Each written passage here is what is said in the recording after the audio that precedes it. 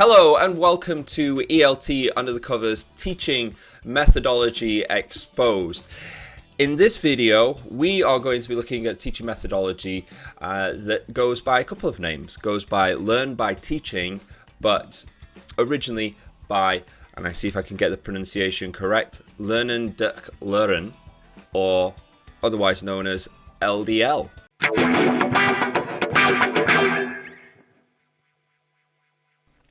But first, introduction.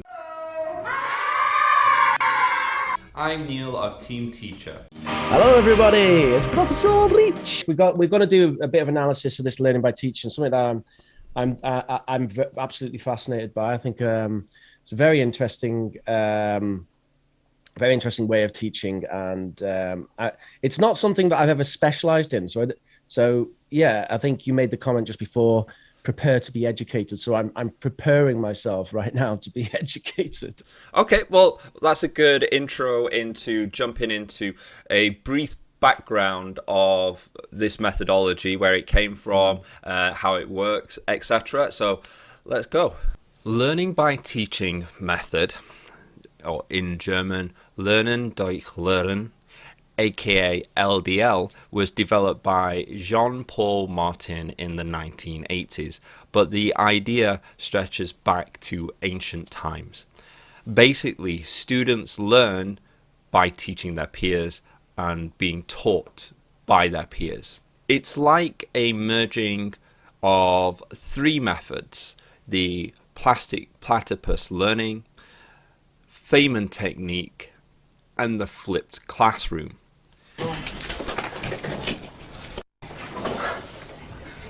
Relax. You have the explaining aspect of plastic platypus learning, the simplification process of the Feynman technique, and the focus on application in class of the flipped classroom. Also baked into the cake is other life skills like organization, critical thinking, collaboration, planning, etc., along with some psychological benefits as well, as the task of imparting knowledge itself to others should satisfy the need for security, i.e. building confidence, for social connection, social recognition, and ultimately for self-realization. This secondary aspect is referred to by Jean-Pol Martin as like building neural networks to develop the students' what's called web sensibility, a cognitive and emotional independence. So not only are they acquiring new knowledge, language, but also they're getting the benefits of everything that comes around with trying to obtain that, put it together and teach it as well. So it's hitting a whole bunch of different things just outside of that one knowledge or language point. How it works is that students are put into groups of no more than 3 people, and they are provided with information and materials that are not yet ordered. And then they are faced with the task of transforming this information into knowledge by evaluating, weighing, choosing what's important, what's not, what to best focus on to get to the core. And they do this by means of intense communication. The material is worked on didactically and methodologically with the aim to make sure that their peers understand this information, the message, the topic, the grammar points, whatever it is. And it's up to the students to decide the best ways to deliver those materials, from presentation to in-class activities, comprehension questions, quizzes, lead discussions, etc., whatever they feel is necessary. For me, it is the embodiment of the age-old adage, teaching is the best way to learn. What do you think? Yeah. Yeah, as I say, I'm just as fascinated. I'm even more fascinated than I was to begin with. So I kind of wish that I'd experimented a little bit more with this sort of stuff. I do have some limited experience with it, but actually, my experimentation with this kind of thing tended to actually be pre-diploma. So we're going back sort of 5 years now when I actually did do a bit of this stuff, and it's something I'd really like to try now. I'd really like to try, but it does seem like something that you would need a group class for. So it might not be so applicable with one-to-one because you have, I mean, the students kind of decide in groups like what they're going to focus on and stuff, don't they? I kind of, yeah, well, how it works, they are, I think it depends on the class and the level and stuff like that, but generally they are given the material that they can work from. Because you've got to remember as well with Jean-Pol Martin and him doing LDL is he's French, but he was teaching in Germany, so he's teaching French. So the kids are teaching a topic, but it's in their second language as well. So they've kind of Right. so he gives them a lot of material, I believe. But in regards to, I think you have, generally they say to do it in groups, but I think you could do it one-to-one. And the way I thought about this would be that it would basically be more like you're less of a teacher, more of a personal trainer. That someone comes to you and says, I've been working on, my blah, blah, blah grammar point, and I just want someone to kind of have a conversation with me and, nudge me if I'm, correct me if I'm going in the wrong direction or something like that.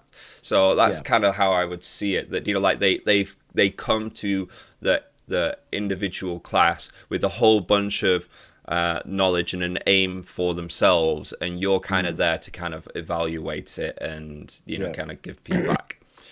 Yeah. Okay. Okay. Yeah, it's slowly becoming clearer in my mind from your explanation.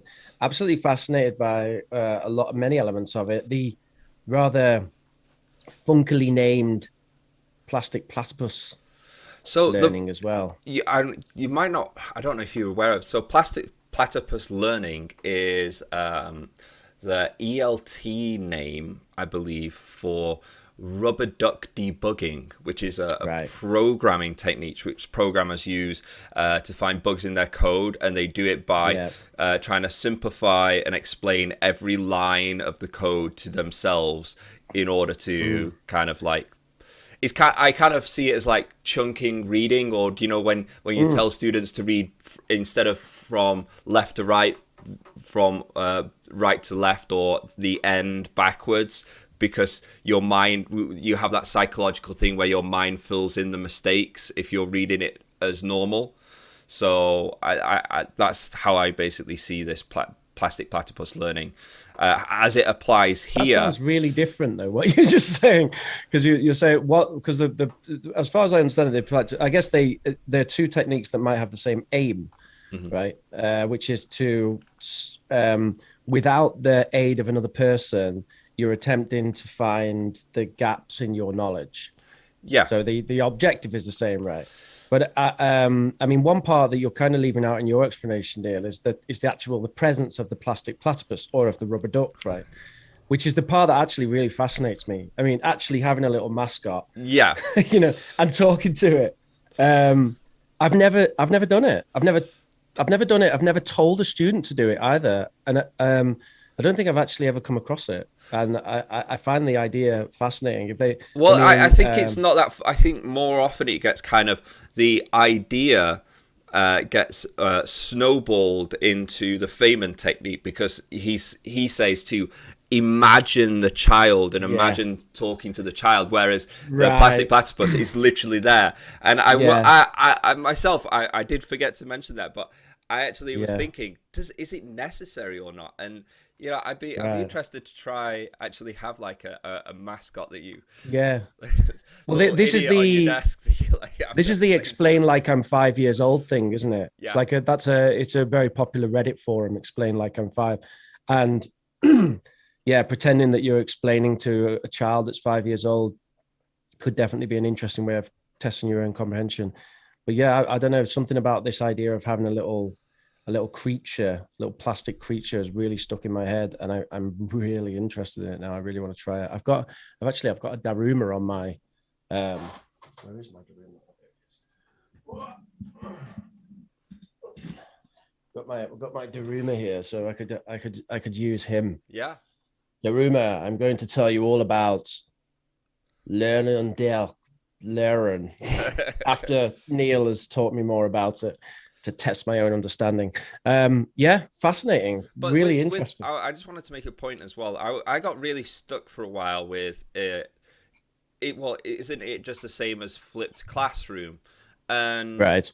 I think with the flipped classroom, the aim is can be quite it could be broader. So not they the flipped classroom, maybe you have the students present their ideas, or and it could be done individually, or it's they learn a bunch of math stuff and then they come into the class and then they get given activities where they have to solve it in groups. So it could be like kind of group work. So it's just Mm, that there's the focus is on knowledge outside for homework, inside it's practice that's basically. right. Whereas the LDL, the learn by teaching, it has to be you. They have to teach. That's it's a Right. key point. It's a key point. They have to teach, and Yeah, they have to do it as a group. that's And right. so he makes a big thing of how important it is that there is collaboration. There is this process of trying to simplify and getting to the minds of your peers of how can I make this understandable to them. And I think that's where I was kind of putting in the plastic platypus and the Feynman technique, because there's that simplification. There's a definite benefit, in my opinion, to just like cutting away the chaff, reducing it down, you know, Mm, like doing multiple drafts when you're writing. And yeah, and that's because personally, I found that very helpful when I was learning teaching. yeah.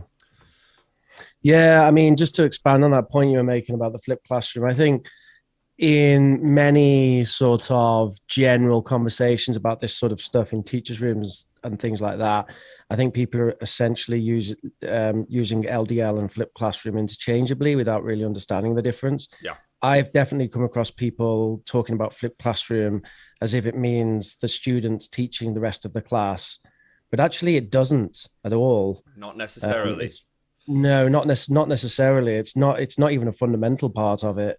The flipped classroom is more about.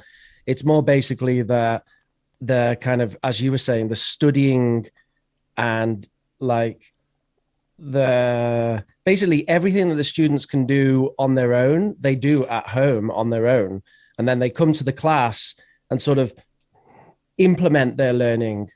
Yeah. So it's like they sort of they learn and they study and they research at home, and then they come into the class and they produce. They give a I presentation, they think a talk, they great analogy use it. is a science experiment.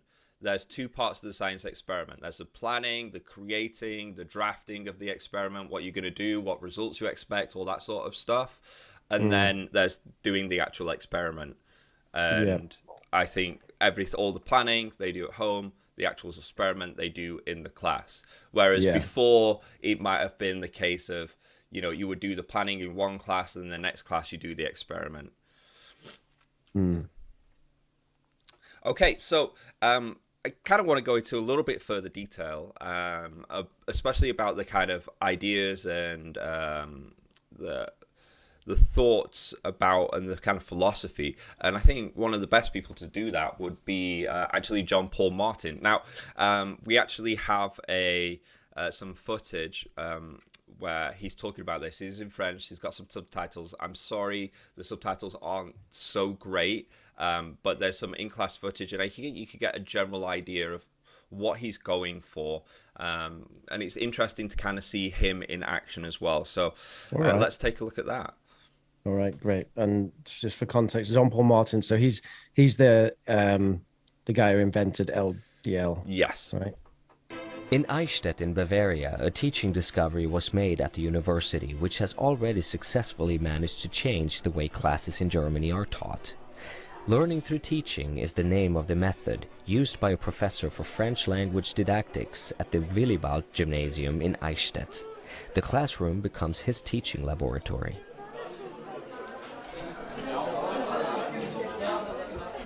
Nächten wunderbar geborgen, erwarten wir getrost, was kommen mag. Gott ist mit uns am Abend und am Morgen und ganz gewiss an jedem neuen Tag. Amen. Im Namen des Vaters und des Sohnes und des Heiligen Geistes. Amen. Wow, starting with the Lord's Prayer. Yeah, That's, I didn't realize interesting it was one. a Christian university, but hey ho. Well, apparently so. Yeah, apparently so. Jesus Christus in Ewigkeit. Amen. As we mentioned, we now find ourselves in Bavaria, a land of unusual coalitions. This is Jean-Pol Martin, professor of French and creator of a new teaching method. C'est tout ce que je voulais dire. Maintenant, on continue. Professor Martin only begins his well-prepared French lessons, but then the students take over. He understands his role to be somewhat of a midwife within the classroom. Grundsätzlich, What? He understands his role to be somewhat of a midwife. I It's an interesting way of putting it. I know. I would have gone with like a guide or like a helper. Yeah, facilitator maybe. Yeah. Is that what a midwife is? I guess in a way a midwife is a They are a facilitator. But facilitator, yeah. Kinda like they've got- natural. it's But kind of like they've got the specific instance before the category there, haven't they? You know. I kind of feel like they're trolling him a little bit. des Schülers. Und denke, die sitzen da, die sind vielleicht müde. Und dann, wo könnte ich ansetzen, um diese möglichen 100% der Aufmerksamkeit so an mich ziehen, dass sie sich mit dem Stoff beschäftigen. Da ich weiß, dass sie sehr viele Potenzen haben, ich muss sie nur wecken, ich muss sie nur holen, dann versuche ich denen einen Stoff anzubieten, wo ich das Gefühl habe, aha, die beißen an. Und dann liefern sie selber etwas, was mir wieder die Möglichkeit gibt, wieder zu holen, ja, und dann kommt es allmählich.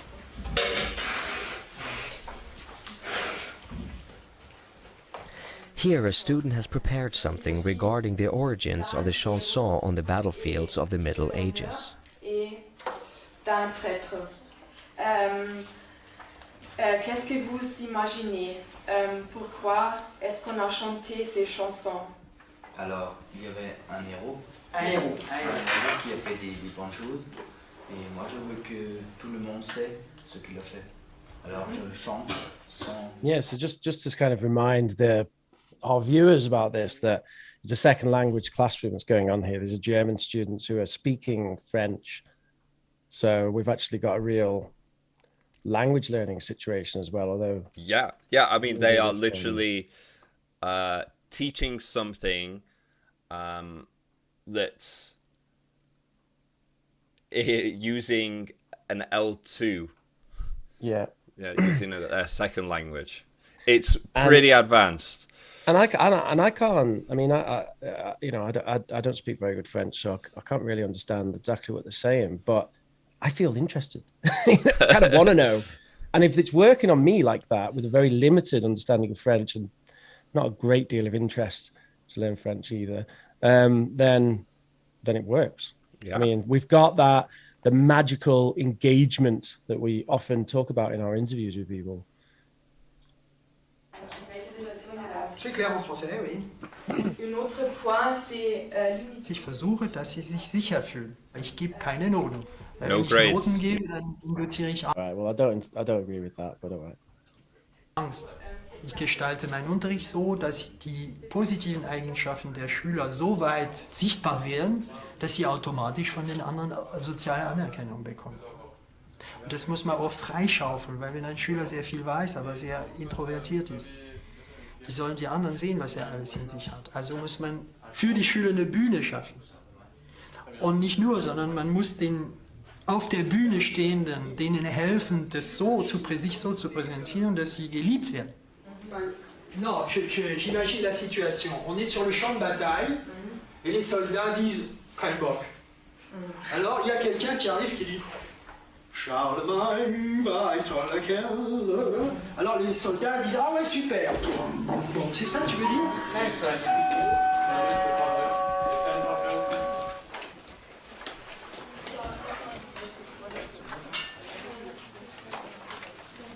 Man passt viel mehr auf, wenn die Schüler vorne sitzen und was erzählen, als wenn der Lehrer die ganze Zeit.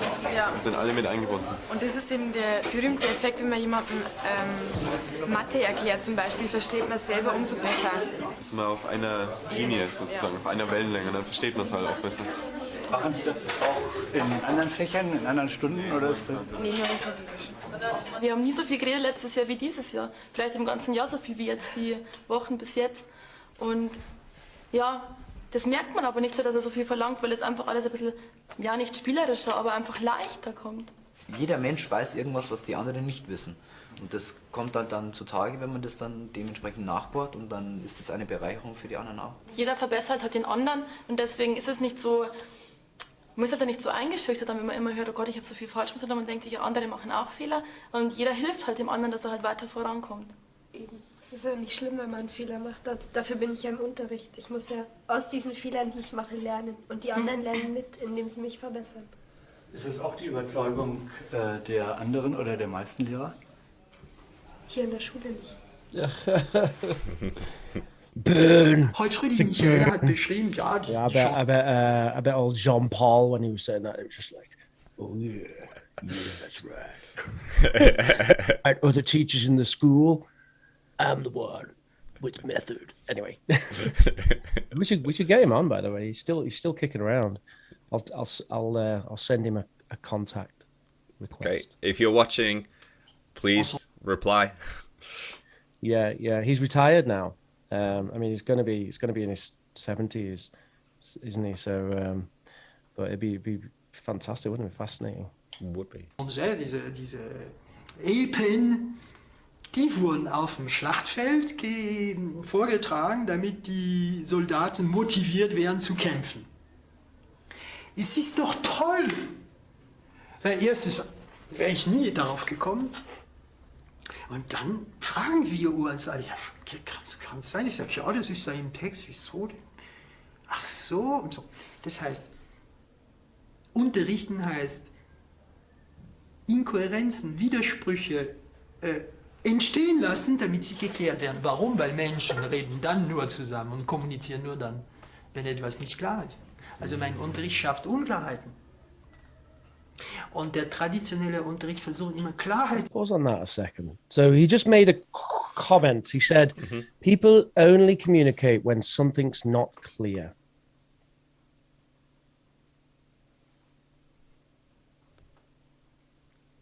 I wonder if that's the case. I think people certainly, something not being clear can certainly be a motivation for communication. I believe that it's often referred to in language teaching as the information gap.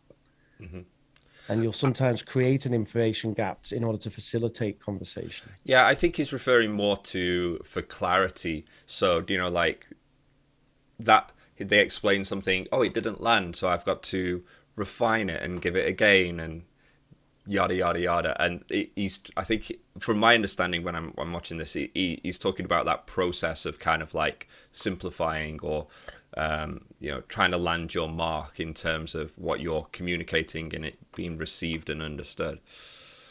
Yeah. I'm not sure about the broader idea that we only communicate. Right. Okay. Yeah. Okay. I suppose we could also bear in mind that this translations might not necessarily be the best in the world. I mean, the text themselves is awful, isn't it? So, yeah. All right. Zu schaffen. Was auch nicht ganz falsch ist, weil wir beides brauchen, wir Menschen. Wir brauchen Unklarheit, damit wir angeregt werden, aus dieser Unklarheit Klarheit zu machen. Sonst sind wir strukturiert dialektisch. So. One of the things that I like about it, and one of the things that I gathered kind of from the interviews and from him, is it seems to the students it really creates like a level playing field. Like there's no smarter student or dumber student because there's no grades. So I presume that he's he will have to grade them, but I presume that he's doing that based on the work that they present, and he probably gives them feedback, and then they learn at the end of the year what their grades is. There's no kind of like exams, I don't believe. But also this idea that okay, maybe you know a lot, but then when you come to teach or present and you do a lecture and you're focusing on all the information, but you see all your class is kind of like withering away under boredom. And I think at one point he kind of comes in and he's kind of like, you need to be a bit more, this guy's dying on the battlefield. So it kind of doesn't, it helps students as well to learn to communicate, I feel, not just in terms of using the correct language, second language, but in teaching them, maybe you should include a little bit more to be engaging when you're doing a lecture. And there's other clips that we didn't see, but all these students having really cool ideas, because not everyone does all these lectures. They often are doing pair work and other different scenarios that are didactic, and they can get quite creative, and I'll come back to that later. But what did you think? Yeah, I'm really into it, and I really want to try it, and I really wish that I had a group class to be able to really dive into that. I think that from the video we watched, I don't think there's it doesn't completely break down how it's done. I think I would need to read a bit more or see a bit more before I actually had a go at really doing that. But I mean, obviously, you've done things where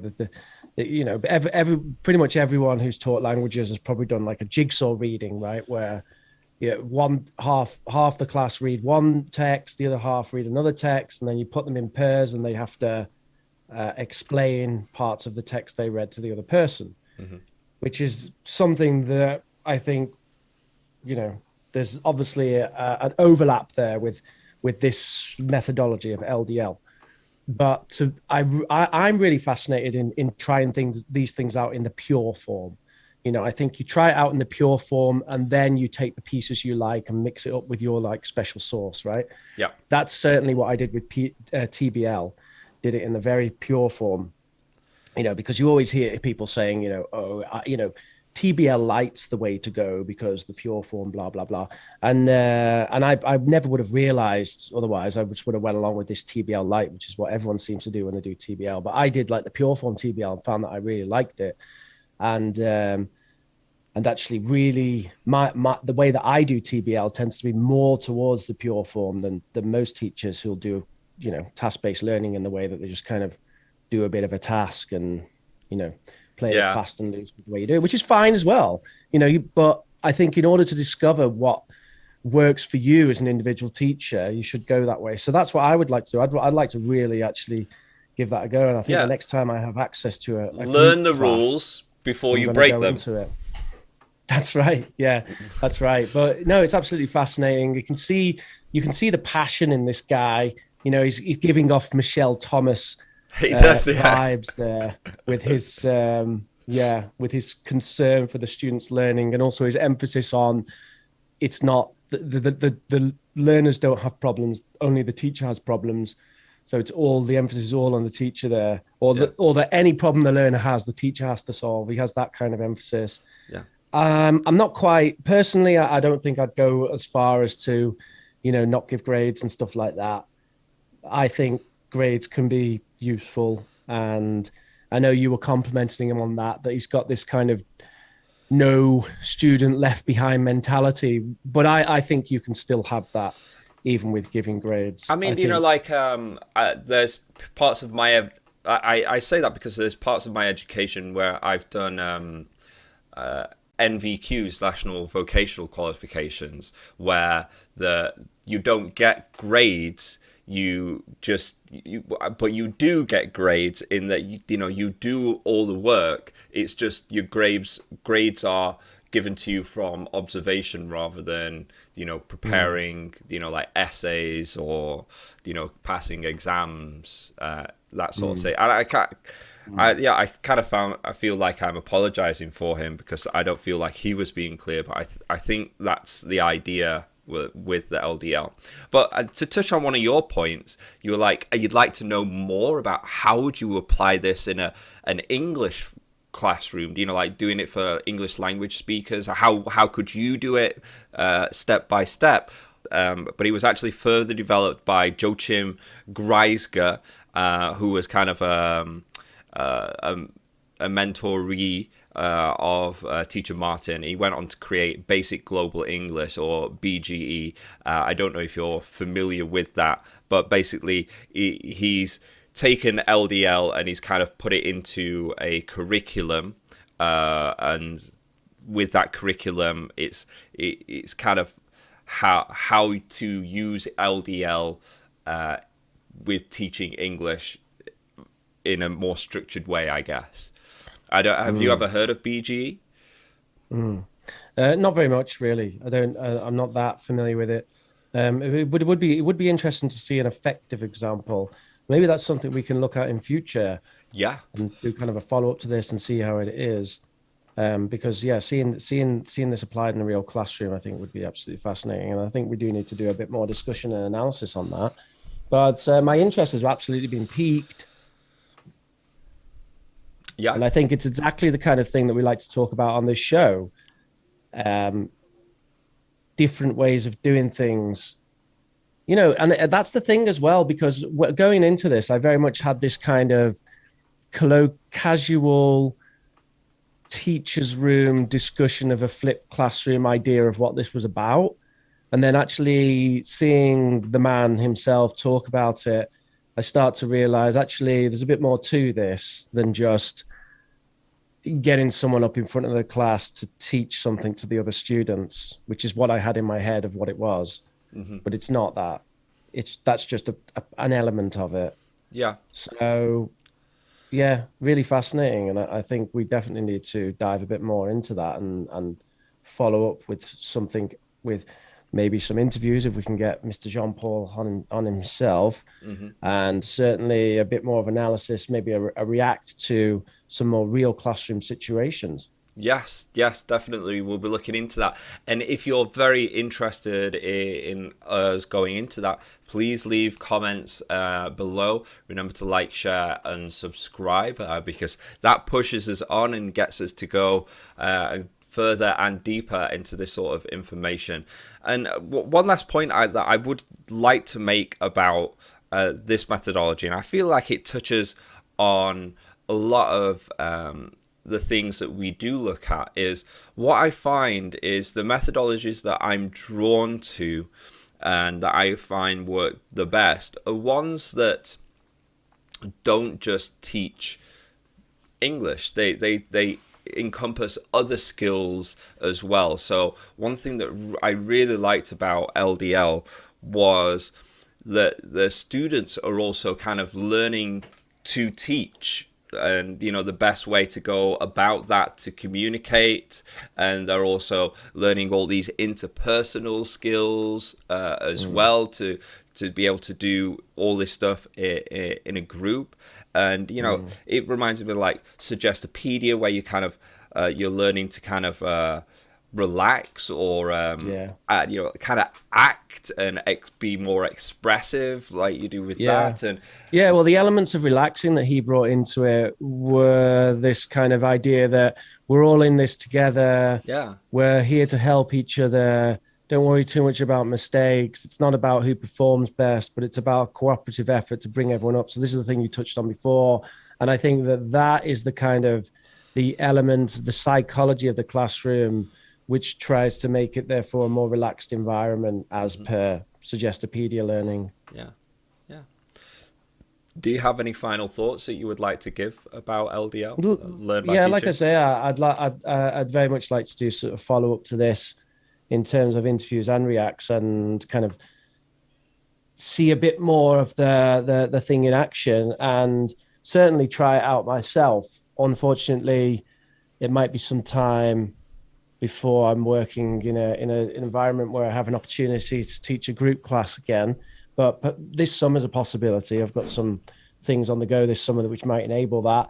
And definitely, in terms of my own CPD, I really want to dive into it and give it a pure go. Wonderful. So if you're looking for more information from myself, you can go to teamteacherchina.com. We've got a whole bunch of materials, PowerPoints that you can use instantly in the classroom. We've got a Team Teacher China YouTube channel where we have videos teaching you how to use those materials. Team Teacher English, where we put those materials into a video form for self-study. And Team Teacher Baby, where I take my experience as a teacher and put that into parenting. And if you're looking more info from Professor Rich, and you can go to youtube.com/Professor Rich to see some English teaching. You can catch me weekly live streams on Oxford Online English YouTube channel. You can email us here at eltunderthecovers@gmail.com if you have anything you'd like to contribute to the show. Oh, and also you can do a YouTube search for POG Space UK, and you would get my alpha version of my new gaming channel, which actually does have some trial content on there at the moment. Wonderful. If you're interested in video games. Perfect. Definitely check it out. Smash that like button, share and subscribe. And watch 100% of the video and don't click off. Thank you. Bye.